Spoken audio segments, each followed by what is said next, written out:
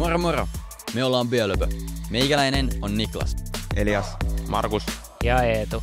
Ja me ratkaistaan Suomen tieliikenteen riippuvuus fossiilista polttoaineista tuottamalla sekä myymällä kotimaista biokaasua. Me ollaan Biolöpö. Äänestäkää meitä! Fossiilisten polttoaineiden riippuvuuden ongelman keskiössä ovat hiilidioksidipäästöt. Myös öljyn tuotannon ja kuljettamisen ympäristökuormitus ovat merkittäviä globaaleja ongelmia. Sähköautojen akkujen vaatimat mineraalit ovat rajallisia. On myös poliittinen näkökulma. Suomeen tuotaessa öljyä ulkomaalta se tarkoittaa sitä, että rahaa kulkeutuu pois. Riippuvuus öljystä heikentää omavaraisuutta, jolloin kriisitilanteissa huoltovarmuus on heikko. Biolöpö ratkaisee tämän ongelman hiilineutraalilla biokaasulla.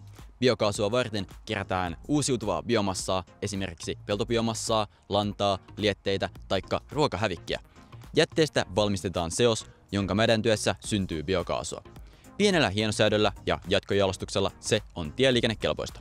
Biokaasun tuotanto on nopeasti laajennettavissa kansainvälisille markkinoille. Biolöpö voisi myös olla mukana muuttamassa Suomen nykyistä autokantaa biokaasulla toimivaksi. Bensiini- tai dieselmoottori voidaan muokata kaasulla toimivaksi eli konvertoida.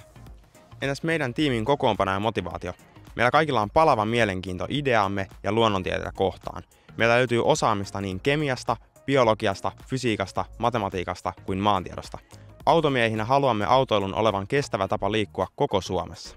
Me haluamme tehdä Suomesta energiaomavaraisemman ja haluamme löytää ekologisen ja edullisen vaihtoehdon fossiilisille polttoaineille.